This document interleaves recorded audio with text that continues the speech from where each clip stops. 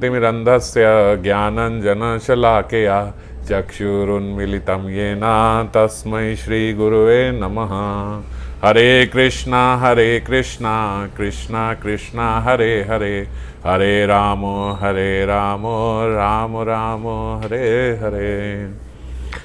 तो कल हमने श्री श्री राधा रस सुधा निधि के 75वें श्लोक पे चर्चा करी थी, जिसमें श्रीपाद राधा रानी के रूप गुण लीला के आस्वादन से किशोरी जी के उन्होंने 10 रूप और गुण की इच्छा करी थी कि वो उनके ध्यान उदय हो, उनके स्फुरण में आए, और लीला के माध्यम से भी श्रीपाद ने भगवान श्री कृष्ण के माध्यम से उन किशोरी जी के रूप और गुणों का आस्वादन भी किया था।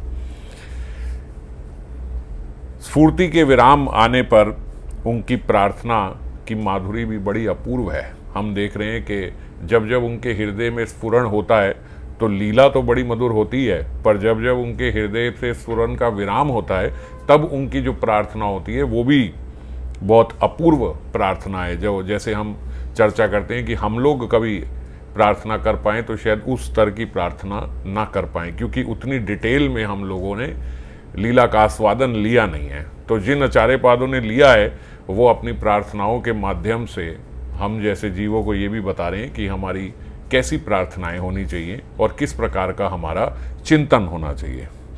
तो आज श्रीपाद 76वें श्लोक में आगे फिर एक प्रार्थना कर रहे हैं, जिसके माध्यम से, जिस प्रार्थना के कृपा से श्रीमती ने उनके हृदय में एक लीला स्फुरण करवाई। प्रातः पीत पटम कदा व्यान याम्ये अन्यान शुक स्या अर्पणात् कुंजे विस्मृत कंचुकिम अपि समानेतु प्रधावामि वह। वदनियाम कवरी युनजिम गलिताम मुक्त माला अंजय नेत्रे नागरी रंग कैश्च पिद धाम में व्रणम व कदा। ये प्रार्थना कर रहे हैं श्रीपाद कि हे नागरी, तुम भ्रमवश श्री कृष्ण का पीतांबर पहन लोगी तो मैं प्रातःकाल उस पीत वस्त्र को कब उतारूंगी।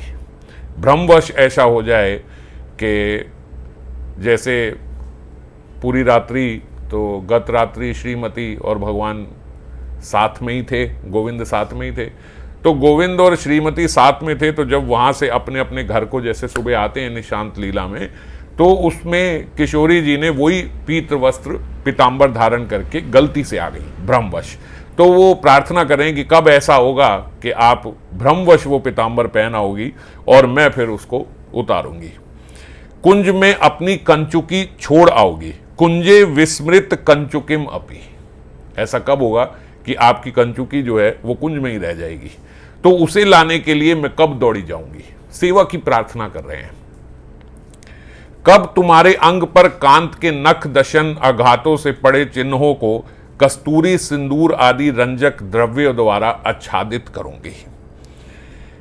हे नागरी, रंग कैश्च पिद धाम में अंग व्रणम व कदा। कब ऐसा होगा कि वो अंग व्रण जो आपके अंगों में जो उनके निशान होंगे, मैं उनको रंग कैश्च पिद धामम, मैं उनको कस्तूरी और सिंदूर लगा के कैसे मैं उनको छुपाऊंगी। कदा, वह कदा, ऐसा कब होगा। और 2 प्रार्थनाएं और हैं जो यहाँ अनुवाद में मिस हो गई हैं। वदनियाम कवरी युनज अमी, ऐसा कब होगा कि मैं आपकी कवरी, आपकी जो वेणी है, जो आपकी गुथ है, मैं उसको गूंथ के उस पर पुष्प आदि लगाऊंगी। और गलिताम मुक्तावली, ऐसा कब होगा कि आपकी जो मुक्ता माला है उसके मोती बिखर जाएंगे और मैं उनको गलिताम मुक्तावली, वो मुक्तावली वो टूट गई आपकी मुक्ता माला और मैं उसके मोती उठाऊंगी। और अंजय नेत्रे, और आपके नेत्रों पे अंजन लगाऊंगी जो अंजन खराब हो गया है। ऐसा कब होगा। तो ये सब प्रार्थनाएं श्रीपाद कर रहे हैं। बाबा बता रहे हैं कि देखो, ये जो प्रार्थना है, अब वही बात है जैसे हम हर बारी चर्चा करते हैं, अगर हमारे जैसा जीव प्रार्थना करने लगे तो उसकी प्रार्थना ऐसे ही होगी कि हे किशोरी जी, कब ऐसा होगा मैं आपको शरबत पिलाऊंगी, कब ऐसा होगा मैं अपने हाथों से आपको तांबुल खिलाऊंगी। बहुत स्तर बढ़ जाए हमारा, बहुत बढ़ जाए तो ये प्रार्थना होगी। कब ऐसा होगा मैं अपने हाथों से आपको वस्त्र पहनाऊंगी, ये प्रार्थना तो शायद हम कभी ना कर पाए कि कब ऐसा होगा मैं अपने हाथों से वो भ्रमवश जो आपके श्याम सुंदर का पहना होगी पीतवस्त्र उसको उतारूंगी। ये करते हुए तो हमें लगे कहीं अपराध तो नहीं हो जाएगा मेरे से ऐसी प्रार्थना सोचते हुए। मैं किशोरी जी के बारे में ये सोच लूं कि वो गलती करें और मैं उसको ठीक करूंगी, हमारे भीतर ऐसी भावना आएगी। तो वो प्रेम, वो अपनापन अभी है ही नहीं कि वो प्रार्थना आ पाए। इसीलिए ये बोला जाता है कि आचार्य पादों की ऐसी प्रार्थना जब हम पढ़ेंगे और हमारे भीतर वो तदात्मीयता हो जाएगी किशोरी जी से, लीला से, लीला परिकरों से, सबसे, तो हम ऐसी अपनेपन में ऐसी प्रार्थनाएं कर पाएंगे। प्रार्थना करीब सदा लालसा अभीष्ट कथा, इहा बिना सकली अनर्थ। प्रेम भक्ति चंद्रिका 101 नंबर श्लोक का रेफरेंस दे के बाबा बता रहे हैं, प्रार्थना करीब सदा, हर समय हमारे हृदय से प्रार्थना निकले, और वो भी प्रार्थना किसकी? लालसा अभीष्ट कथा। ये लालसा भरी प्रार्थनाएं हैं ना जो ये हो रही हैं, ये लालसा भरी प्रार्थनाएं हैं। तो ऐसी लालसा अभीष्ट कथा, इह बिना सकली अनर्थ, इसके बिना सब अनर्थ है जो भी हम बात करेंगे। जैसे कल हम चर्चा कर रहे थे कि अनित्य विषयों पे हम हमेशा चर्चा करते रहते हैं, और यहाँ पे तो ऐसा बोला कि ज्ञान, योग्य ज्ञान और मुक्ति और इन यज्ञ आदि इन सब की बातें करना भी, रिद्धि सिद्धि ये सब बातें करना, ये भी अनर्थ है। क्या बातें करनी चाहिए? जो लालसा प्रकट करे, जो हमारे भीतर लालसा का उदय करे, ये अभिष्ट कथा के प्रति। अगर अभिष्ट के प्रति लालसा नहीं उत्पन्न कर सकते हम, तो कम से कम किसी के भीतर अभिष्ट कथा के प्रति लालसा उदय कर दे। अगर हम किशोरी जी के प्रति लालसा उत्पन्न नहीं कर सकते, तो ये तो लालसा उत्पन्न कर सकते हैं कि आप राधा रस सुधा निधि पढ़ के देखो, आनंद आ जाएगा। पर ये तभी हो सकता है जब आनंद आया हो। झूठ मूठ का प्रचार करने की बात नहीं हो रही यहाँ पे। आनंद आया हो, जब ये पढ़ेंगे हमारे भीतर लालसा आएगी, तभी किसी से स्वाभाविकता ऐसा बोला जाएगा। और ऐसी चर्चा जहां होती हो, बोलते वही काम की है, बाकी तो सब व्यर्थ है। कृष्ण भली से ही जीव अनादि बहिर्मुखा, अतएव माया तार दे संसार दुखा। ये दुखमय संसार में, ये दुखाल्यम संसार में हम क्यों आए हैं? कृष्ण भूली जीव अनादि बहिर्मुखा। अनादि काल से कृष्ण बहिर्मुख है, क्योंकि वो कृष्ण को भूल गया है। हम भगवान को भूले बैठे हैं, इसीलिए अतएव माया तारे दे संसार दुखा। इसीलिए हम कहते हैं माया तंग करती है, माया ऐसा करती है। माया क्या करती है? माया आपको दुख देती है, उसी से हम दुखी होते हैं। माया बोल रही ये भगवान का ही कार्य कर रही है। आप भगवान को भूले बैठे हो, इसीलिए माया इस संसार में दुख दे रही है। इस संसार में जब दुख मिलता है तभी भगवान की याद आती है। अगर संसार में दुख नहीं होगा तो कहां, किसको भगवान में याद आएगी? किसको भगवान की याद आएगी? किसी को नहीं आएगी। और हम जो हैं, हम इस अनित्य चीजों में लगे रहेंगे। अगर हम कहेंगे अच्छा चलो ठीक है, अगर दुख है ही नहीं तो फिर ठीक है, जीव को आराम से रहने दो। अगर दुख से भगवान की याद आती है तो नहीं, अगर दुख मिल रहा और भगवान को याद नहीं कर रहा तो जीव आराम से तो रहेगा, क्यों माया तंग कर रही है? बात यह है कि आप बहुत आराम से रहो। जैसे हम देखते हैं कुछ लोगों का जीवन बहुत अच्छा होता है, उनके पास परिवार भी अच्छा है, कुल भी अच्छा है, धन भी अच्छा है, सब कुछ अच्छा है, समृद्धि भी है, सब कुछ। पर ये कितने दिन रहेगी? है तो ये अनित्य ना। अगर हम कहें कि नहीं सब कुछ अच्छा मिल ही रहा है तो क्या जरूरत है? तो जो सब कुछ अच्छा मिल रहा है वो भी तो क्षणिक काल के लिए है। 10, 20, 40, 50 साल के बाद तो सब खत्म हो जाएगा। आयु भी तो खत्म हो रही है, वृद्ध भी तो हो गए, तो वृद्ध अवस्था में तो तकलीफ आएगी। और अगर उसमें भी नहीं आई तो मृत्यु के बाद जो ये कर्म करें वो भोगने के लिए पशु योनि मिलेगी। तो है तो सब अनित्य ही। तो अगर हम कहें कि वो क्यों दुख दे रही है हमें, जब हम बिल्कुल ठीक हैं, हम आराम से चल रहे हैं। आप जिसको ठीक समझ रहे हो वो क्षण भंगुर है, वो थोड़े से समय में ये जीवन खत्म हो जाएगा। तो माया जो है वो दुख दे के याद कराती, तुम इसलिए नहीं आए हो यहां पे। कोई व्यक्ति किसी पर्पस के लिए, किसी काम के लिए यहां पे आया हो और वो अपना काम ही भूल जाए, और एक व्यक्ति बार बार उसे पिंच करके चूंटी मार के याद दिलाए, तेरा ये काम नहीं है, तेरा ये काम नहीं है, जल्दी कर ले, दिन खत्म हो जाएंगे। तो वो हमारा सहयोगी हुआ या हमारा दुश्मन हुआ? सहयोगी हुआ। तो इसीलिए माया हमारी सहयोगी है। दुख दे रही है तो भी सहयोग कर रही है, समझा रही है, सुनो सुनो, ये अनित्य है शरीर, छोड़ो इसे, ये अनित्य है संबंध, छोड़ो इसे, ये धन सदा साथ नहीं रहेगा, ये स्वास्थ्य भी सदा साथ नहीं रहेगा, ये शरीर जिसे हम पूर्ण रूप से अपना मानते हैं ये भी साथ नहीं रहेगा। ये माया हमें बार बार याद दिलाने के लिए हमें दुख देती है। इस भव रोग का मूल कारण ही है भगवत विस्मृति। श्रीमद् भागवतम में 12:12-55 में बताया गया, अविस्मृते कृष्ण पदार विंदेयो शृणोति अभद्राणी च शम तनोति। अविस्मृति, विस्मृति होता है भगवान को भूलना, अविस्मृति होता है भगवान को याद करना। अविस्मृति कृष्णार पदार विंदेयो, भगवान के पदारविंद, भगवान के चरणों को याद करना, या मतलब बोला ऐसे जाता है भगवान के चरणों को याद करना, भगवान को याद करना, भगवान की लीलाओं को याद करना, अपना भगवान के साथ जो नित्य संबंध है, जैसे हम यहाँ पे समझ रहे हैं कि हमारा क्या स्वरूप है, किशोरी जी के साथ हमारा क्या संबंध है। अविस्मृति कृष्णेर पदार विंदेयो शिणोति अभद्राणी, क्या फायदा होता है इससे? शिनोति अभद्राणी, जितनी भी अभद्र चीजें हैं, जितनी अशुभ चीजें हमारे जीवन में, वो खत्म हो जाएंगी। शिनोति अभद्राणी, और क्या होगा? च शम तनोति, और जितनी ऑस्पिशियस चीजें हैं, जितनी फ्रूटफुल फेवरेबल चीजें हैं हमारे जीवन के में, वो वापस आएंगी, वो हमें मिलेंगी। सत्वस्य शुद्धिम, हमारा सत्व जो है वो शुद्ध होगा, हमारा हृदय शुद्ध होगा। परमात्मा भक्तिम, हमें परमात्मा की भक्ति की और अग्रसर लेके जाएगा।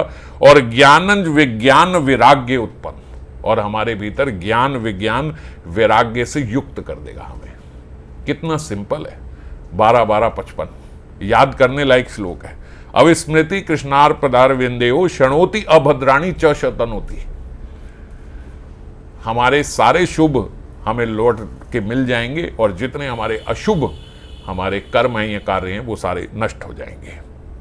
इसीलिए भगवान जगह जगह भागवतम में बहुत सारे श्लोक हैं, मैं सारे लूँगा तो बहुत समय हो जाएगा। और एक श्लोक जो अच्छे से आप सब लोगों को भी याद होगा, भगवत गीता में भगवान कह रहे हैं, अनन्यास चिंतयन्तो माम ये जनी पर्युपासते तेषाम नित्याभियुक्ता नाम योगक्षेमम वहामि हम। इससे बड़ी गारंटी भगवान ने कभी कहीं किसी को नहीं दी है।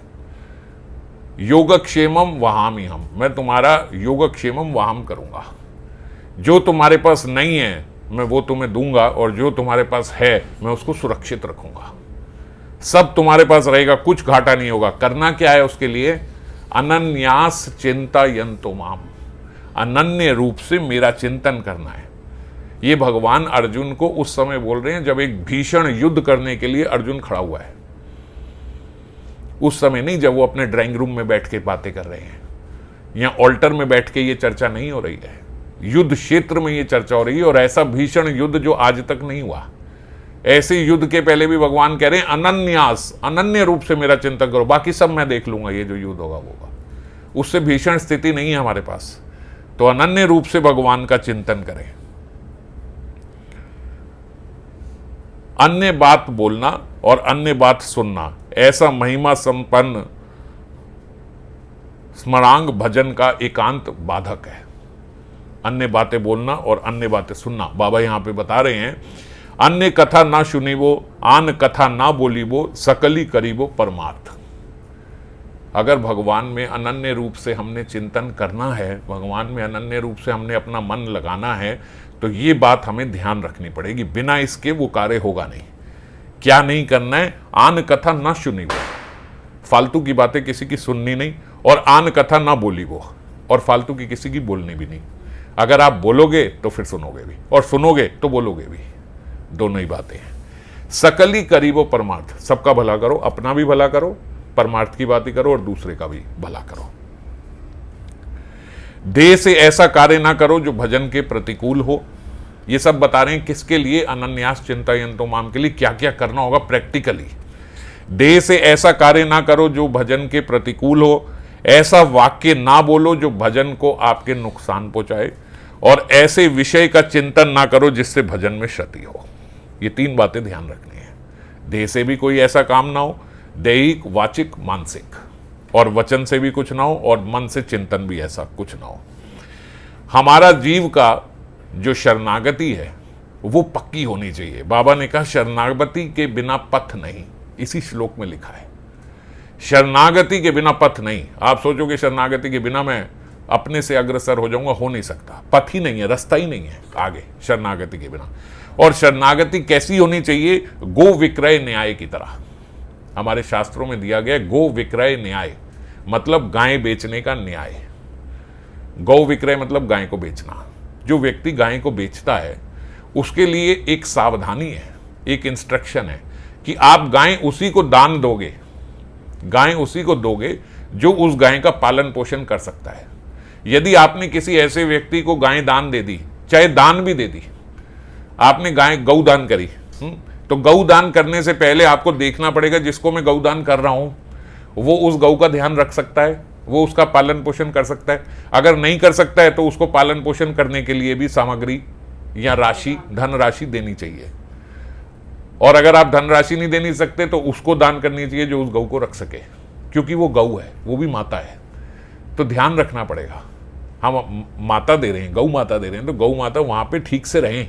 जब अपनी पुत्री का विवाह करते हैं तो हम देखते हैं ना कि भाई जिस घर में हमारी बेटी जा रही है, बहन जा रही है, वो इनका ठीक से पालन पोषण कर पाएंगे या नहीं, करते हो या नहीं करते। तो ऐसे ही गौदान करते समय, कन्यादान करते समय जितना ध्यान रखा जाता है, गौदान करते समय भी वही ध्यान रखना चाहिए। और गौ विक्रेता न्याय यही है कि हम ध्यान रखें कि वो कर सके। और जब हमने दे दी, जब कन्यादान कर दी, अब उसके बाद वो उनकी संपत्ति है, वो आपकी नहीं है। जब आपने गौ दान कर दी, अब वो गौ उसकी है। अब आपको नहीं जी नहीं, वो गौ तो हमारी 2 लीटर दूध देती थी, कम से कम 1-1 लीटर कर लो, अब हमने आपको दान देते ना। अब जो दूध आएगा वो उनके घर के लिए आएगा गौदान के बाद, समझ गए। तो पहले आप ध्यान रखें कि वो जो है वो पालन पोषण कर सके, और दूसरा अब वो उसकी है, वो आपके लिए कार्य नहीं करेगी। ऐसे ही ध्यान जीव को शरणागति के समय भी रखना चाहिए। पहले जीव शरणागत होने से पहले देख ले कि मैं यहां शरणागत हो सकता हूं। गुरु धारण करने से पहले गुरु चुनाव करने का पूरा अधिकार है, शास्त्रों में दिया गया, आप देख लो, रहो। इसीलिए बहुत बार सिद्ध महात्मा गुरुजन इतनी जल्दी दीक्षा भी नहीं देते। पहले आप आओ, 6 महीना, साल, 2 साल आओ, आप देख लो, पक्के हो जाओ। और एक बार पक्के हो गए, एक बार पक्के हो गए तो शरणागति का धर्म क्या है कि आपने अब ये देह दे दिया, आपने गुरु को, भगवान को ये समर्पित कर दिया। अब ये देह से अपना काम नहीं निकालना, अब अपनी इंद्रियों की तृप्ति नहीं करनी इस देह से। क्यों? गौ विक्रय न्याय से ये अब आपने दे दिया है। अब ये आपके लिए कार्य नहीं करेगा, अब ये उनके लिए कार्य करेगा। हे भगवान, मैं तुम्हारा हुआ, ऐसा वाक्य मुंह से बोलकर उसी प्रकार मन से भी जानकर ये देह को भगवान के लीला स्थान का आश्रय देकर शरणागत रूप से रहना चाहिए। जैसे हम कहते हैं कि धाम में रहना चाहिए, जो लीला स्थान है, या धाम में अगर नहीं रह पा रहे हैं तो पूर्ण रूपेण, जैसे बाबा ने भी बताया कि रोज माला में हम लोग स्मरण करें धाम का, धाम की। जैसे हम आप सब लोग राधा कुंड की परिक्रमा करते हो, वृंदावन दर्शन करते हो, नवदीप दर्शन करते हो, तो रोज वहीं पे रहे, मन से वहीं पे रहें, तो वो मन से रहने को भी धामवास माना गया है।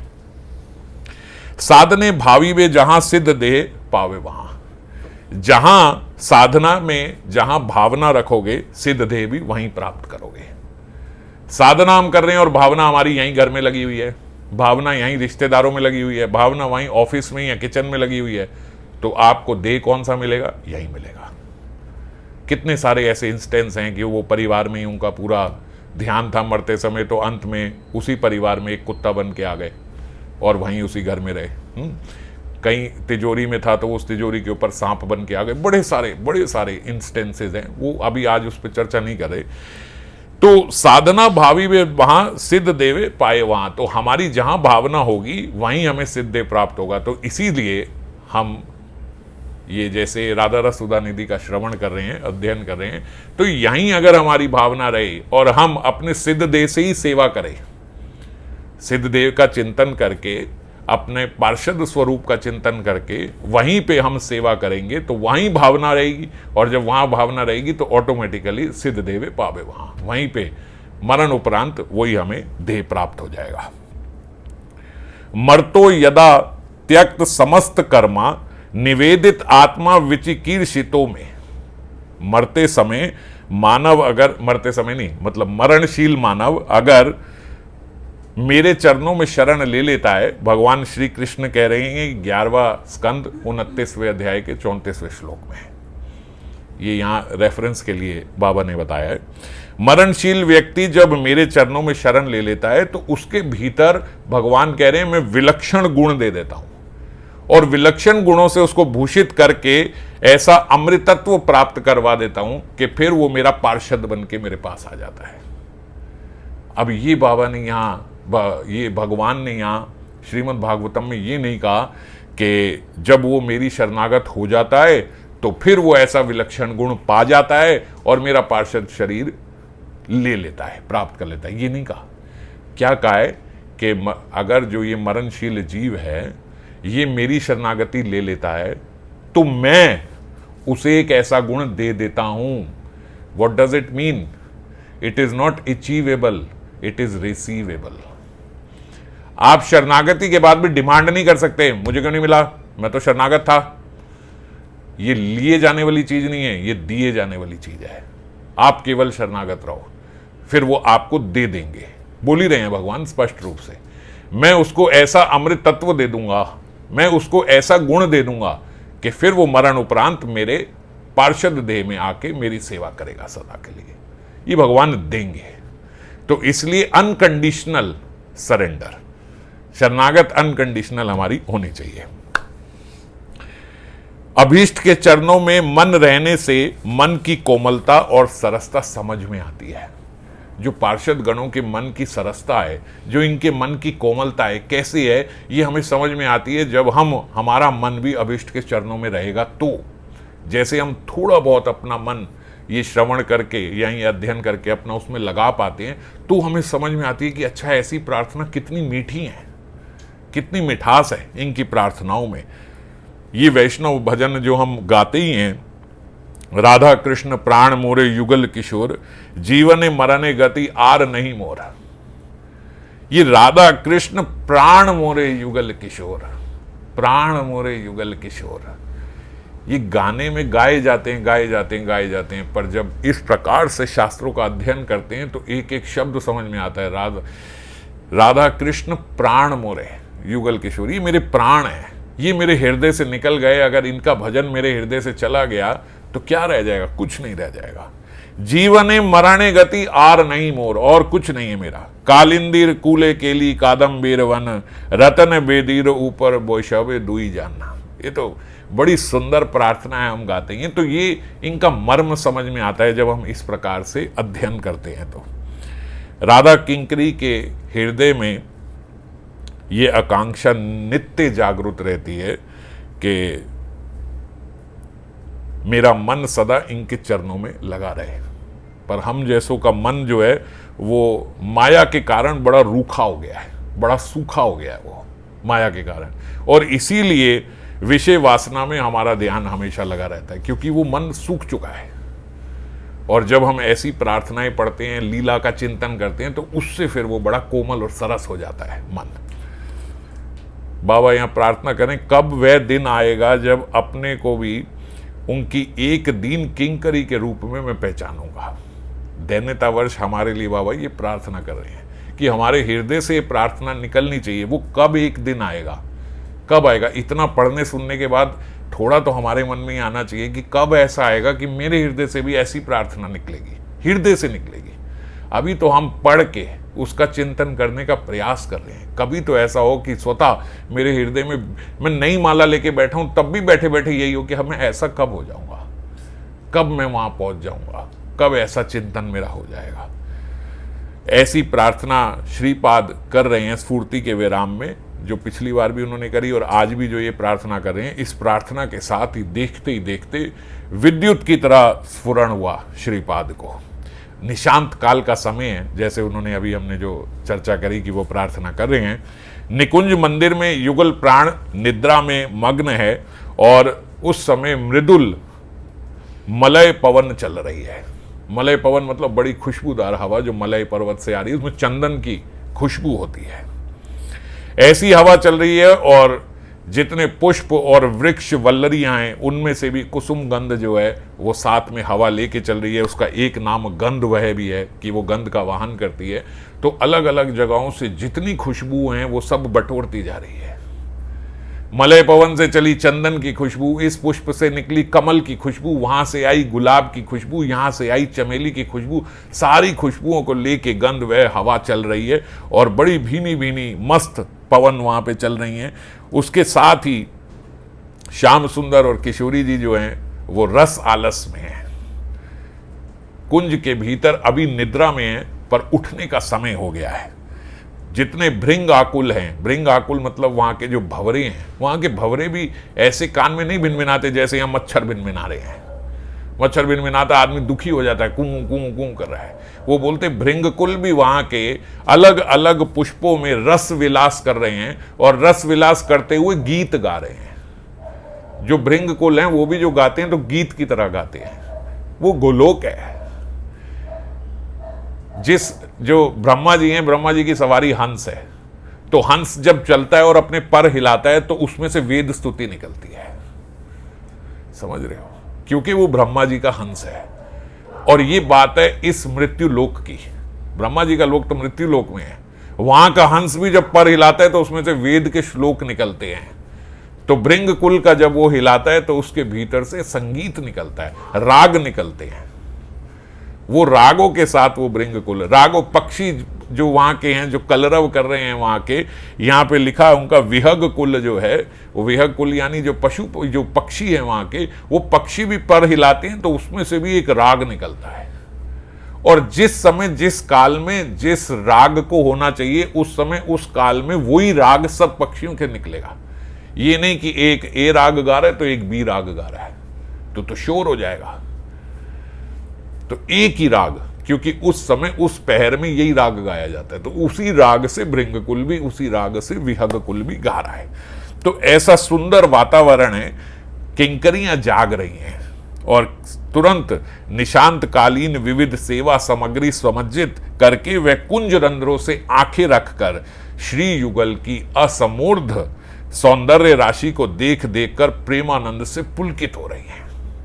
एक दूसरे को देख दिखा रही हैं, कुंज रंध्रों से देख रही हैं। इस समय बड़ा सुंदर दृश्य होता है, क्योंकि उनके वस्त्र जो हैं वो निद्रा से और गत रात्रि के विलास से जो वस्त्र हैं वो अस्त व्यस्त हुए हैं, और उनके वदन से जो कांति निकल रही है वो एक दूसरे की कांति से टकरा के बड़ी सुंदर आभा आ रही है। इनके यहां से गौर कांति निकल रही है, वहां से जो है वो नील कांति निकल रही है और हरित कांति पूरे उसमें फैल रही है। तो बहुत सुंदर वो दृश्य देखने वाला। सारी ये जो मंजरियां हैं वो देख रही हैं। वृंदा द्वारा इतने में जो प्रेरित शुक शारिका है, भगवान के प्रिय जो है तोता उसको शुक बोलते हैं, और किशोरी जी की जो प्रिय है उसको शारी। तो वो शुक और शारी इकट्ठे होके वो भी कोमल आलाप में राधा माधव को उठा रहे हैं। उड़ जाओ उड़ जाओ, ऐसे शोर मचा के नहीं, बड़े प्रेम से आलाप से उठा रहे हैं। और जब वे जागते हैं उनके बड़े आलाप के बाद तो उठकर शैया पर बैठ जाते हैं।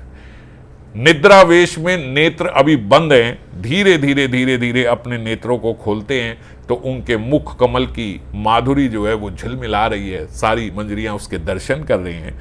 श्री अंग के अपरूप सुषमा राशि झरझर पड़ रही है। परस्पर के नील और पीत वस्त्रों का आज परिवर्तन हो गया है।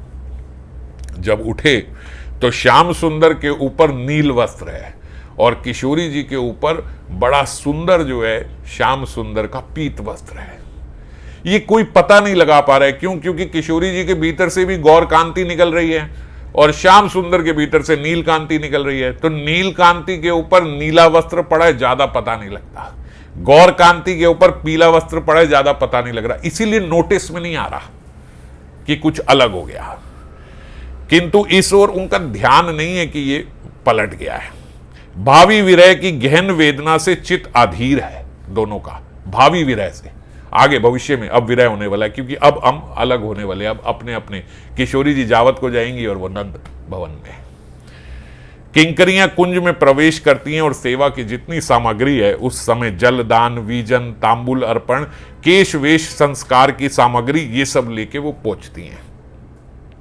और किंकरी उनको ऐसे संबोधन करती हैं, हे नागरी, हे नागरी, बाबा बोलते ये जो संबोधन है ये इस समय क्यों हुआ, श्लोक में भी आया नागरी। ये नागरी शब्द से संबोधन क्यों किया? नागरी मतलब हीरोइन, अगर हम देसी वर्ड्स में समझे तो हीरोइन लग रही हो। और हीरोइन जब हम बोलते हैं तो आज भी अगर हम किसी स्त्री को बोले हीरोइन, वो तुरंत देखेगी कि अच्छा सब सही है ना। तो नागरी संबोधन भी इसीलिए किया गया कि उनका ध्यान वेशभूषा के प्रति आकर्षित कर सके। वेशभूषा अभी सही नहीं है, सखियों के आने को हैं, सखियां भी आने वाली हैं, अभी ललिता, विशाखा, वृंदा देवी सब आएंगी और आरती उतारती हैं सुबह सुबह। इसी को मंगला आरती बोलते हैं। यही मंगला दर्शन होते हैं।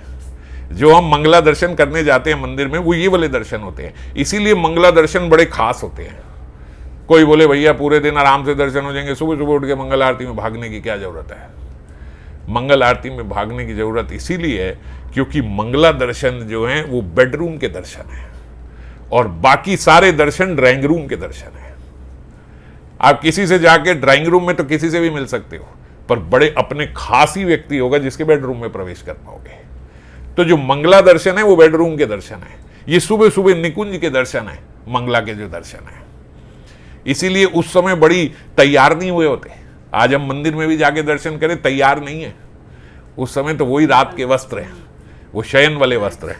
इसीलिए कि मंगला दर्शन है वो तो, और इसीलिए उनका नाम ही मंगल दर्शन है। तो ये मंगला दर्शन के लिए सारी सखियां वहां जाती हैं।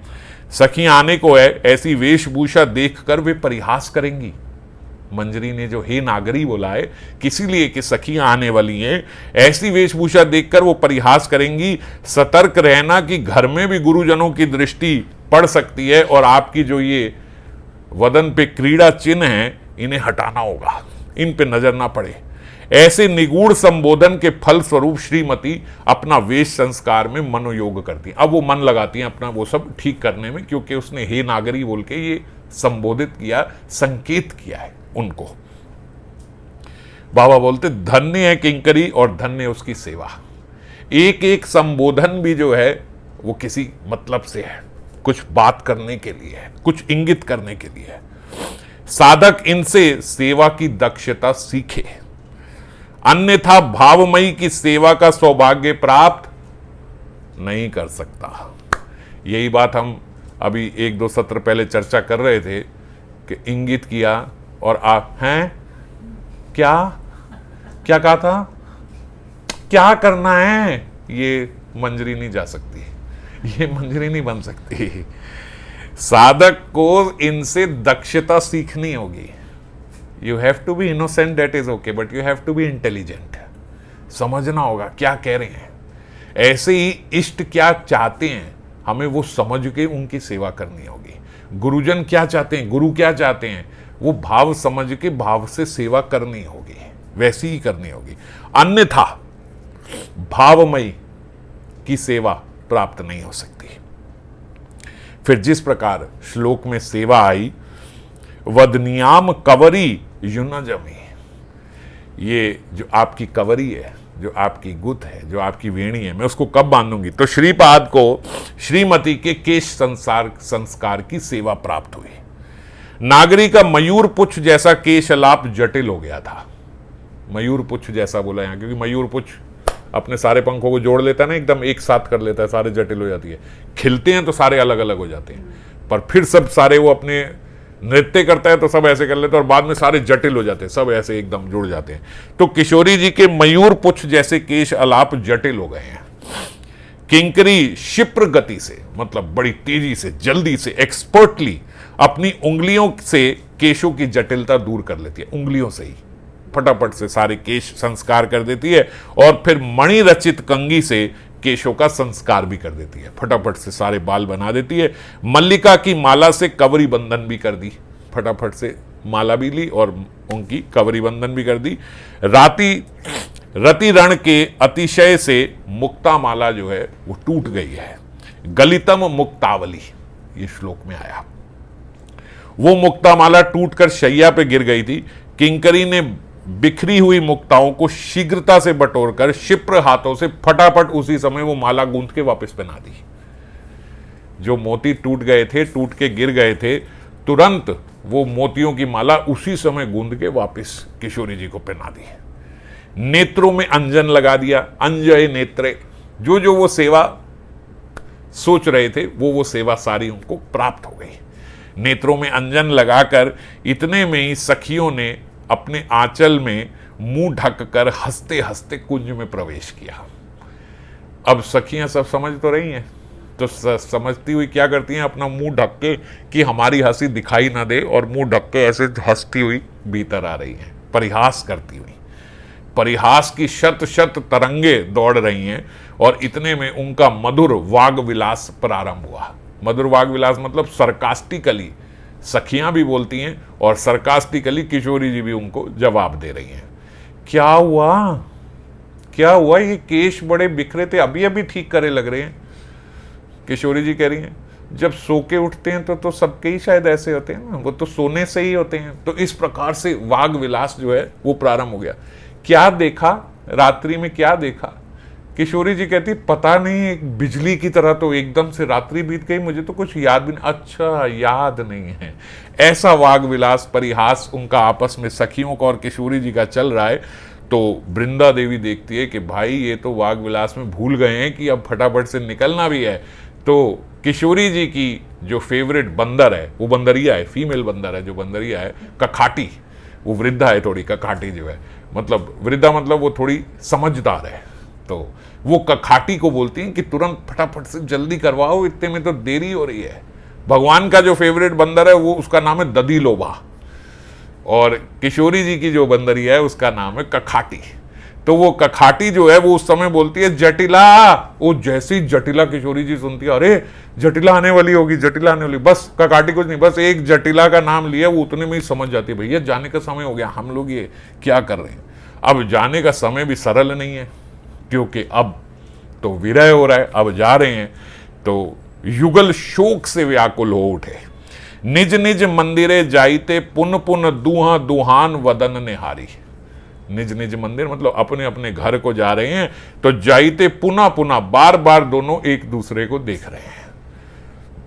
सखियां हाथ पकड़ के किशोरी जी का लेके जा रही हैं, उधर से कृष्ण को भी पकड़ रही हैं, आप चलो चलो चलो चलो जल्दी से अपने नंदाले, भागो भागो भागो।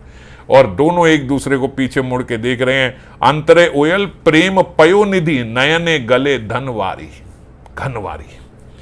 भीतर जो है वो तो प्रेम का सिंधु है, और बाहर से वर्षा हो रही है आंखों से।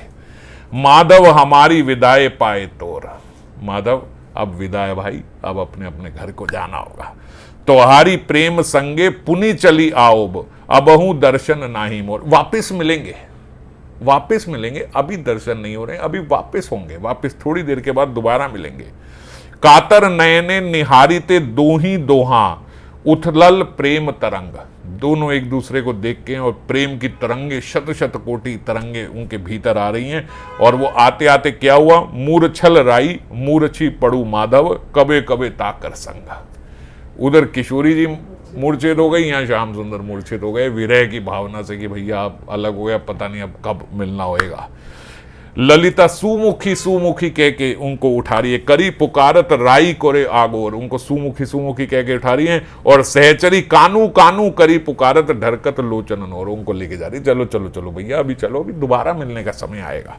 बार बार श्रीमती को पुनर्मिलन का प्रबोध देकर स्वस्थ करके घर ले जा रही हैं।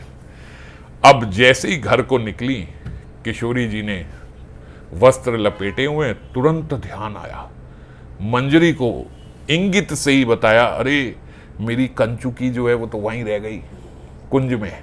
जैसे ही पता लगा कंचुकी वहीं रही है, अरे सखियों को पता चला तो बड़ी लज्जा होगी। सखियों को पता लग गया वहां रहे, तो अभी तो इतना परिहास कर रही थी, अब ये पता लगे कि कंचुकी उतरी हुई और वहीं पे रह गई हैं, तो बड़ी लज्जा का सामना करना पड़ेगा। ये बोल नहीं रही हैं, केवल इंगित से ही, क्योंकि सखियां साथ में ही हैं, केवल बस समझ गई मंजरियां। ओहो, श्रीमती अपने नेत्रों के इंगित से किंकरी को वह कंचुकी लाने का आदेश दे रही है। हमारे श्रीपाद ने किंकरी के रूप में किसी छल से कुंज में जाकर कंचुकी लाकर सखियों की दृष्टि से बचाकर गुप्त रूप से श्रीमती को दे दी। ऐसा नहीं है कि श्रीमती जो है वो सखियों से भी अब कोई छुपाव हो गया, लेकिन क्योंकि वो साथ की है ना, तो वो हास्य विनोद में बड़ा सरकास्टिकली छेड़ेंगी मेरे को, तो इसलिए हम कई बार कहते हैं यार ये बड़ा छेड़ेगी, तो पहले ही फटाफट कर दे। तो मंजरियां जो हैं वो तुरंत लाके ऐसे दे देती हैं कि अब मंजरियों की एक्सपर्टनेस देखो, सखियां कम एक्सपर्ट नहीं है, सखियां बहुत एक्सपर्ट है, पर सखियों से भी आंखों से बचा के किशोरी जी को कंचुकी पहना देना ये केवल मंजरियां ही कर सकती है। गुप्त रूप से वहां पे उन्होंने किशोरी जी को दे दी। ऐसी सेवा बाबा बता रहे हैं राधा किंकरी की तरह और कोई नहीं जानता, ये किसी को समझ में नहीं आ सकती ये कैसी सेवा है। अब श्रीमती सखियों के साथ बड़ी सतर्कता से जावट अपने घर में पहुंची और वहां जाकर शैया पर जाकर लेट गई, क्योंकि वहां तो ऐसे है ना कि भाई रात से यहीं लेटे हैं, तो फटाफट जाके वहां पे विश्राम करने लगी। प्रातः काल हुआ, श्रीमती के मुख दर्शन की आशा से आज मुखरा वहां पे आ गई। मुखरा किशोरी जी की नानी है, तो नानी वहां पे आ गई मुखरा के दर्शन करने के लिए, देखने के लिए कि ये कैसी है। और राधे, अरे बेटी कहाँ हो कहती कहती फटाफट से उनके शयन कक्ष में आ रही है और ललिता के संबोधन से जल्दी थोड़ा आलस करते हुए किशोरी जी उठ के शैया बैठ गई, अपनी शैया पे वहां पे बैठ गई।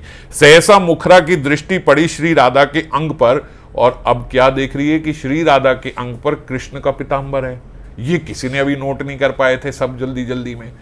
अब देखा कि कृष्ण का पीतांबर है तो सरोष कहने लगी, विशाखे ये क्या, कल संध्या में मैंने कृष्ण के वक्ष पर जो उत्वल प्रीत उतरिए देखा था, आज मैं वो इनके अंग पर देख रही हूं। हाय हाय, कैसा प्रमाद, निष्कलंक कुल बालाओं का ये कैसा व्यवहार हो गया है। अब जैसे ही उन्होंने देखा ललिता ने, तो बोलते हालत खराब हो गई। विशाखा ने देखा ये क्या हो रहा है, ये विशाखा ने किशोरी जी की, और अब इतनी बड़ी गलती हो गई हमसे, हमें पता ही नहीं लगा कि ये है, तो क्या करें। उसी वक्त तुरंत सोचा, और हाय ये क्या, ये सोचते सोचते बोली, हे मुग्धे, उनको बुला रही है मुखरा को, हे मुग्धे स्वभाव अंधे, दिखती नहीं हो, यह देखो ये गवाक्ष रंध्रों से, मतलब ऊपर से जो सूर्य की रोशनी पड़ रही है, वो सूर्य की रोशनी में आपको ये नील वस्त्र जो है ये भी सुनहरा दिखाई दे रहा है, पीत वस्त्र दे, जरा देखना उधर। वो जैसे ही मुखरा उधर देखती है, बोलते श्रीपाद क्षिप्र गति से तुरंत वहां पे किशोरी जी का वो उतरिए उठाल के नीला पत्र डाल दिया, और वहां पर्दा करो इसको। और जैसे ही वहां पर्दा कर, अब देखना, वहां देखा पर्दा, यहां देख नील वस्त्र। ओ, अब वो बड़ी एम्बेरेस हो जाती है मुखरा की, ये मैं इतना बोल रही थी, समझ गए, पीत वस्त्र पहने। वो क्या है, वो तो सूरज की रोशनी से दिख रहा है, दिखता नहीं आपको सूरज की रोशनी से, आपको नीला भी पीला दिख रहा है, इतने में सूरज की वहां रोशनी देख रही है, यहां बदल दिया और वहां पर्दा करके अब दिखाओ, अब देखा नील। मुखरा चुप करके वहां से चली गई। छोड़ो, अब आज कुछ बोलना ठीक नहीं है, मैंने किसी के कैरेक्टर पे आप इतना बोल रहे हो कि ये कुल बालाओं का ये कैसा, मैं वो देख रही हूँ, देखो, और देखा तो वहां पे नील वस्त्र ही है। तो पल भर में पीत वस्त्र उठाकर उन्होंने लीला वस्त्र कर दिया। किंकरी के हाथों की क्षिप्रता के कारण किसी को पता नहीं चला कि ये तुरंत फटाफट बदल दी गई है।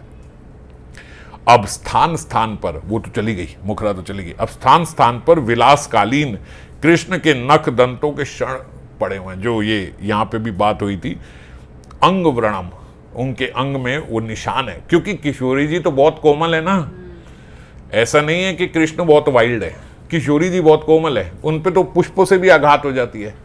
तो श्याम सुंदर के नखों के, उंगलियों के भी उनके निशान वहां पे पड़ गए। अब क्या करें उसको, तो उनको वो जो शत पड़े हुए हैं वो गुरुजनों की और सखियों की दृष्टि में भी ना आए, क्योंकि अब उसने वस्त्र दिया ना, जैसे ही पीत वस्त्र उतार के नील वस्त्र दिया, इतने में ही देख लिया मंजरी ने कि वो आघात के निशान भी हैं। तो क्या करती है, अपने क्षिप्त हस्त्रों से कस्तूरी और सिंदूर वो मिला के वो ठीक से उस प्रकार से उन पे लगाकर वो ऐसा कर देती है कि वो सारे के सारे जो अंग के निशान थे वो ढक गए। भले ही यह सब बाबा बोलते हुआ स्फूर्ति में, पर साक्षात्कार की तरह निविड़ सेवा रस का आस्वादन है।